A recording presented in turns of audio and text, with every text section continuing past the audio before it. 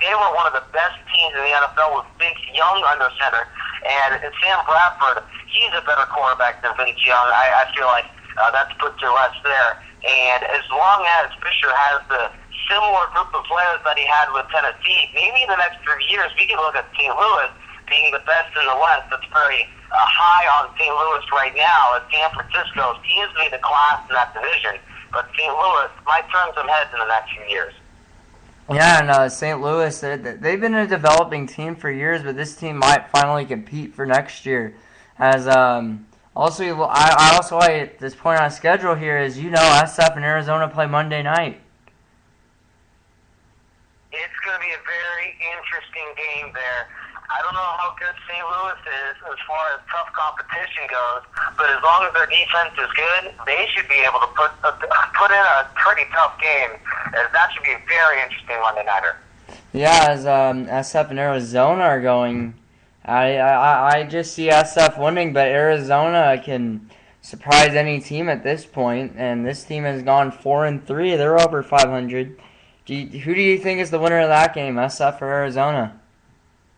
It's not a clear-cut win for San Francisco, believe it or not, because Arizona plays a very tremendous defense against offenses that struggle in the passing game. As it's not very mentioned as far as the elite in quarterbacks, but Patrick Peterson with 4 picks, he's a lock for Pro Bowl if he continues his pace with the Arizona Cardinals. He's a tremendous quarterback in that total defensive squad. Just matches up very well. They're strong up front, and that'll match against a team like the Niners that struggle against great defensive fronts. Now, I question this offensive unit for the Arizona Cardinals, and they face a very tough San Fran defense. But that Monday night game is not a loss for San Francisco like people already have. They already have written the Niners as being a win in that game. It might not be that easy, and, we've seen some pretty crazy things on Monday night. Just ask the Packers fans when they got beaten on that play with Golden Tate in the end zone. Yeah, and, it's just, this has been a season for this NFC West that is unbelievable, and, I'm also looking at Marshawn Lynch's stats, and he's only have an average of 4.4 yards per carry, not even over 5. Do you think this really affects how he's playing right now? I don't know if that has everything to do with the Seahawks' inability to pass the ball. And, Robert, I'd be interested to hear exactly who you think is the best running back in that division. But I still think Marshawn Lynch is a tremendous talent. And the Seattle Seahawks, as long as their offensive line gets things going, and Russell Wilson throws some quick check-down passes like we see in that offense with the Redskins, kind of a similar coaching style for Shanahan and for Carroll, at least offensively. I feel as long as they get things going in the passing game, we might see a resurgence of Marshawn Lynch. And you never know when Skittles is going to attack.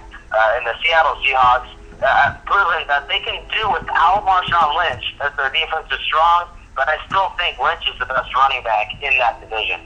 Yeah, and I have to agree with you on that. I got Gore.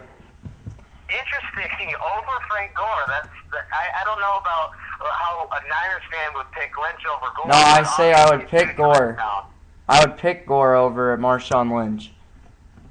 Wow. Well, I think the stats don't lie. I still think that Gore has more rushing yards, but overall, these two guys are tremendous running backs. And the difference between these two teams, the only difference, I think, is the fact that the Niners have a passing game. They have a receiving core and a quarterback that can be a game manager. Russell Wilson's good, but he's not that good. His receivers, they need to help him out a little bit. But the Seattle Seahawks are still pretty good.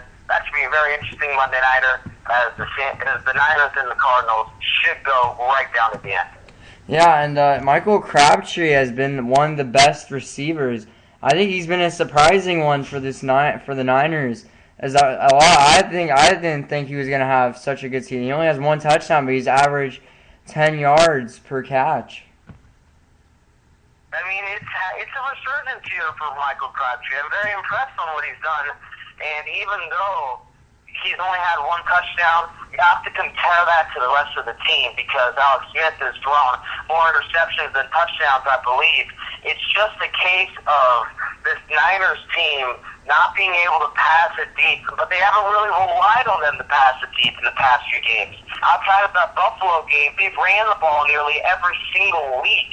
It's just a case of Harbaugh knows that his best plays need to be in the playoffs. Let's just run the ball, play powerful smash mouth football, and get the first or second seed that we deserve. And we'll be ready to pass the ball when Alex Smith has some plays under his belt and when he's deep in the playoffs. And a really surprising defensive player as Aldon Smith. He was a rookie last year, and he's done a lot this year. And he's been a phenomenal player for the Niners. You know, the thing about just the whole theory of the sophomore slump, I want to put that to rest. Now, this is a little off topic here, just want to go a little quick on this because Cam Newton, everyone wants to bail on him as a sophomore slump. This was a guy that is completely immature, and they blame him for a sophomore slump. We look around the National Football League, guys like J.J. Watt and, as you mentioned, Aldon Smith. These guys just have the work ethic to, in their second year, perform at a very high level. Now, the entire 49ers unit can make plays at any given moment, but Aldon Smith can be a guy 10, 11 years down the road. We can see he's one of the best linebackers in the league, and no better than to be mentored by their own Patrick Willis, another young player that's emerging with the Niners at the linebacking core. The Niners are very lucky to have several tremendous talents that can really be a lot for 10 or 11 Pro Bowls as long as things get going. I don't know how many sacks or tackles that Aldon Smith has, but so far he's racking up what is to be a Pro Bowl season, I believe, for that linebacker. And, I actually want to see what you would say about this. Who has the best defense in the division? Very interesting question there, and put me on the spot here. I believe that it's the Seattle Seahawks with the lack of offensive unit that they have to keep that defense off the field. This group is like tremendous, and it's very unfortunate because it's a no-name defense. Name 2 or 3 guys in that Seattle squad.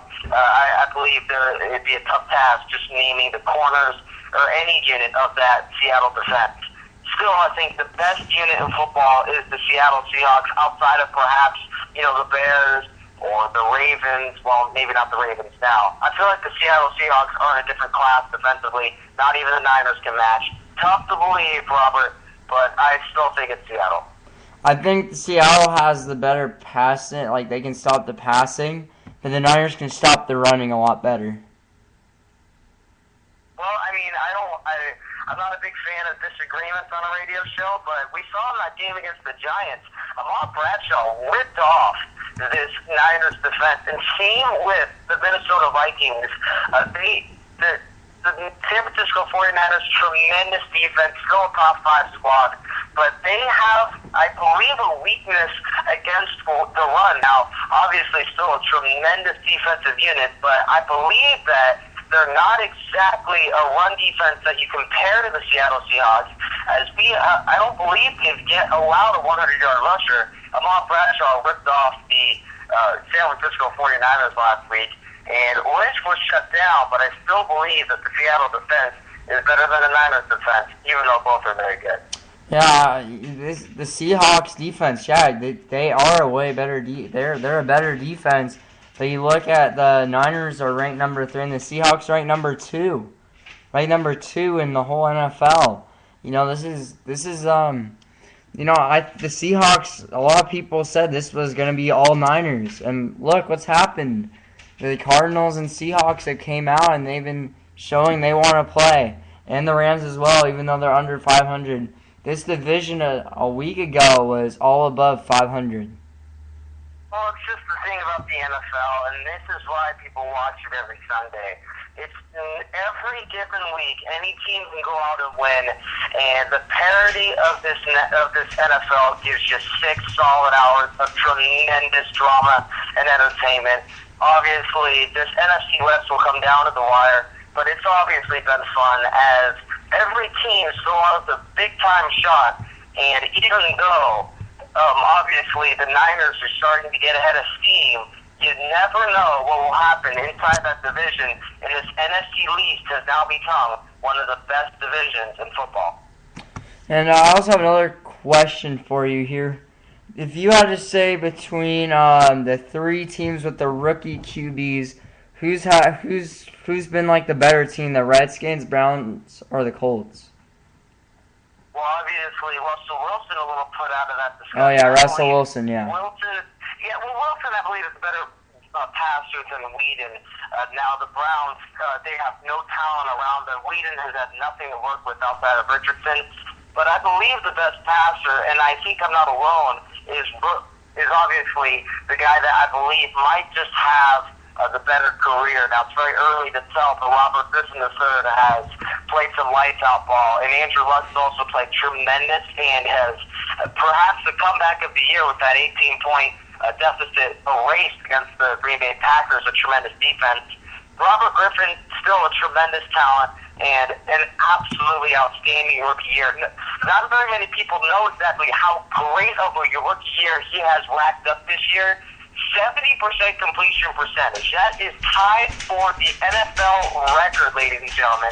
And people might say, okay, well, he's dumping the ball off. He has the highest yard per attempt average in the National Football League. He's throwing 9 yards an attempt. That's a first down every single time he throws the ball. 70% completion, and I believe something around 2,000 yards. Robert Griffin will be a talent as long as he doesn't get injured in the National Football League. Robert Griffin, perhaps for the Rookie of the Year, I would not be hard-pressed to see Robert Griffin win that title.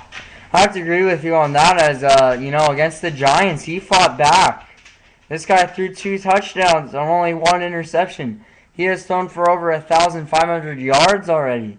This guy is one of the best talented rookie QBs I've ever seen in a long time. And obviously, I don't know exactly. It's a very tough question now, but it's very interesting how it seems to be a change in the era of the NFL. Obviously, the Tom Brady's, the Aaron Rodgers, the Peyton Mannings, the standstill quarterbacks that throw in the pocket and burn you, just complete surgeons down the field. I don't know if we're seeing a change in culture in the NFL, but moving the pocket seems to be a new work of art for quarterbacks. From Cam Newton to Steve McNair, Vince Young, guys like those who can just elude defenders.